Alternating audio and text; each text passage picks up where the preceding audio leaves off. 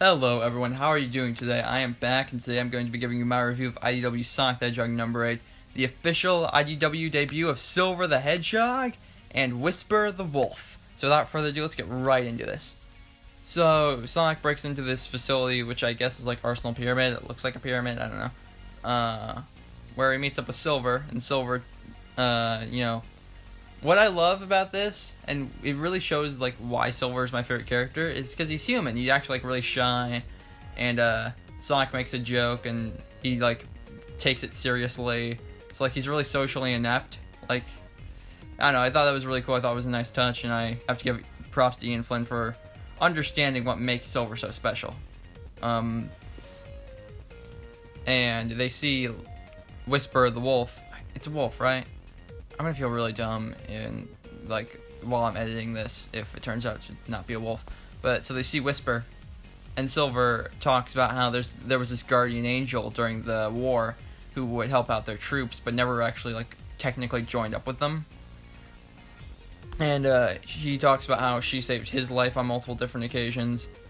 And yeah, there's this one point I love where Silver says like, "Have you not heard of her?" And Sonic's like, "I spent 6 months in a small cell in space," which is like, so I guess one thing I really didn't like about Forces was how that wasn't a bigger factor. Like, he was tortured in space for 6 months and seemed to be perfectly fine. So I'm glad to see that he's mentioning it. Like, I'm glad to see that wasn't forgotten like it was in the game.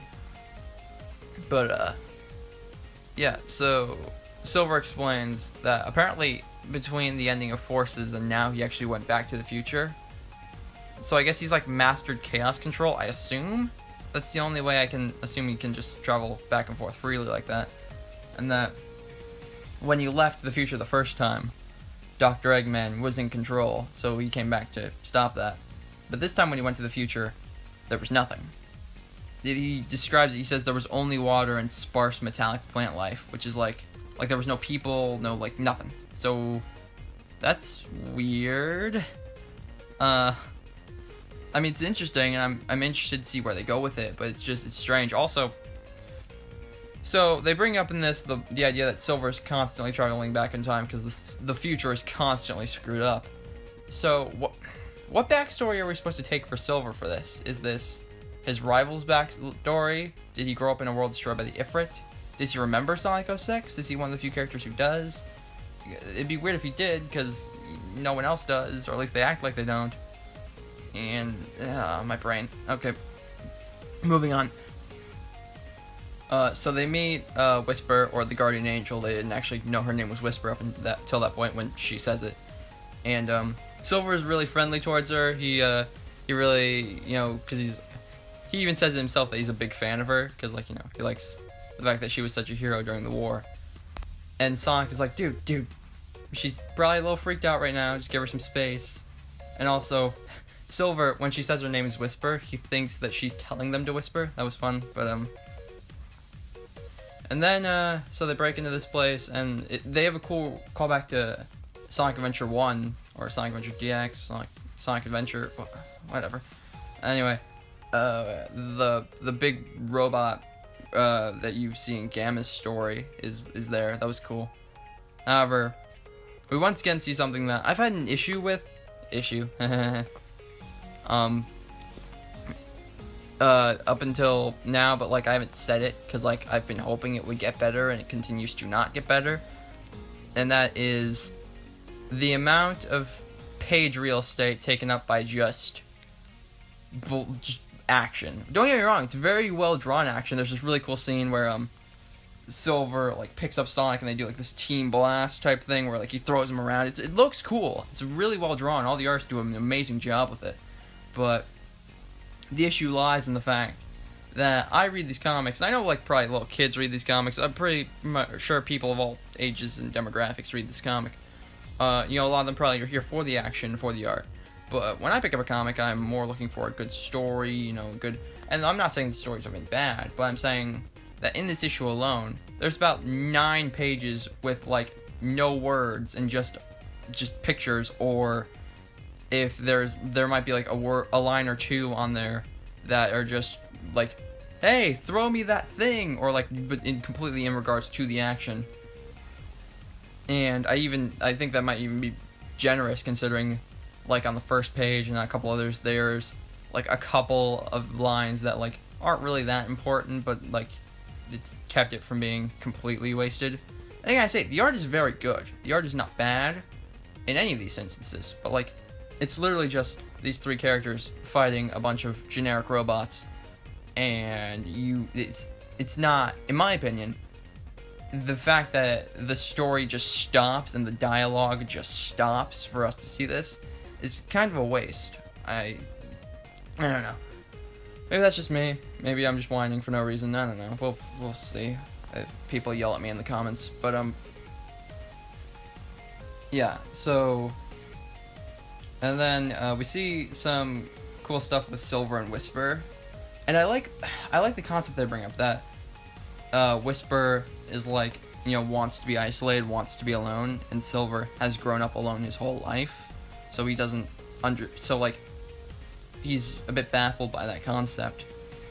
And you know, we already established like Silver's a big fan of her, so he's like oh, can I join your team? And she's like, sure. And like they have a lot of the chemistry between the two of them is really cute, and it makes sense because like well, we don't know her backstory, and more on that later, but they seem to, you know, mesh well together. So yeah, I hope we see more of those two like teaming up later on, because that seems like it might be a fun dynamic. And you know, Lord knows he won't be teaming up with Gold anytime soon. Sorry, Evan Stanley. That was a good story. But so, and we actually get another hint to her backstory later on, because she sees an Eggman logo on one of the screens, and she forms like, oh, by the way, I forgot to mention, you probably saw the thing that he had done at Comic-Con, but she has like this gun weapon thing that can harness the power of like a bunch of different wisps. So she makes the cube wisp hammer thing, and she goes to smash it, and like she's really like angry and stuff at this, seeing Dr. Eggman. And Sonic is like, well, take some chill pills. We need to like analyze the data from the computer. And she's like, fine. And by the way, she's whispering the whole time, which adds another layer of like intrigue to her character. And Sonic is like, Sonic's exact words are, "What did Eggman do to you?" So I'm wondering, like, because there was the line in Sonic Forces where he goes like, oh, there's people in this factory being forced to work like robots. I wonder if like she was taken and stuff was done to her. I don't know. Well, I'm sure we'll find out more about that later. And so they look at the computer, and Silver sees something, and he says, "Oh crap," which is funny because like, unfortunately this got spoiled for me before I actually read the issue, but I think that's interesting because like I don't care. It's whatever. For a regular show said like crap and pissed off and all that, and like a lot of Sonic fans are like older anyway, so it doesn't matter. Like I don't think there's any reason to be like super like, yeah, they're swearing now, because it's not a swear. But like I also don't see any reason why people would be upset by it. I don't know. It's fine. It's cool. I think it adds a bit more layer of realism to it, because like characters in these situations would say things like, "Oh crap."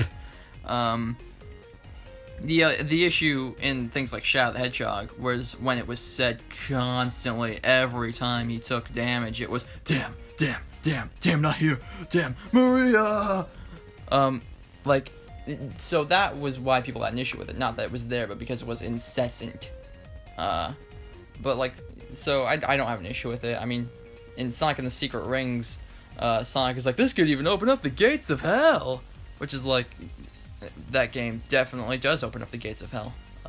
But yeah, so there's a cool scene where they see the thing on the computer, and Knuckles feels the Master Emerald like calling out to him, is the way he describes it, which is cool because we've always heard about, you know, Knuckles having a connection to the Master Emerald. That's how he's able to sense it and such, but it's not usually used to good capacity. I mean, it is, but it's like, it's for this type of thing. That was cool. And Sonic and Silver call Knuckles and Amy who are in the base, and we find out that Metal Sonic is, you know, from what we saw last issue, he's taken over Angel Island, he's sitting on the Master Emerald, and he's like, yeah, come at me, bro! Yeah, I got the Master Emerald, what now? Like, so yeah, that was fun. Overall, this issue, I'm not gonna lie, it was kinda meh. Like, I hate to say it, especially since, as I said before, Silver's my favorite character, and I really wanted to love his debut issue, but it feels like filler. Like, don't get me wrong, I feel like if I was reading this in, like, a trade, I think I would appreciate it more, because it works as a fine prelude to Battle on Angel Island, or Crisis on Angel Island, what's it called? Battle for Angel Island? Whatever. But, like, the fact that I waited a month for this, and we'll have to wait a month for the next one, just is not great. It's not a bad issue, it's just I was hoping for more, and the issues that I've been, like, overlooking with previous IDW issues, like, I did not intend for that, I swear, but yeah, the problems I've been overlooking are still present here. They haven't gone away yet, and that's the only reason I was really being so lenient on them. Like I said, the several pages that are just devoted to action when they could be devoted to story or character development, the fact that there's a lot of filler and just go to place, fight robots, into next issue, go to place, fight robots. And, like, there was a bit of, like, they broke that up a bit during that arc where they went and they found Dr. Eggman or Mr. Tinker or whatever, but I don't know, it's like Battle for Angel Island looks cool. I'm excited for that. I'm excited to read that. And I think this acted as a fine prelude to it, especially since we're, I assume, going to see Silver more in that arc based on the cover we saw. And Jarmel will be in it too, so it'll be cool to see him. But just overall, it's fine. It's fine. Like, if you're... it's not bad. It's not unreadable. It's not like, why? But, like, they could have done better, I think.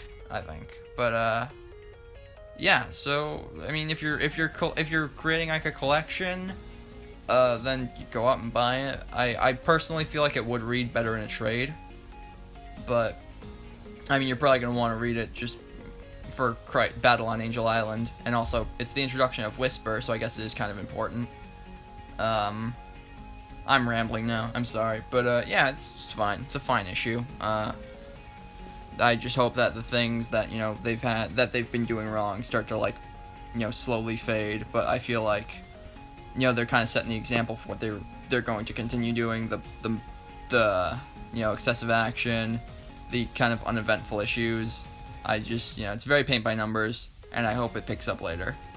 But, yeah, so, hope you guys enjoyed. If you liked it, please leave a like and consider subscribing, and I will see you in the next video. Bye.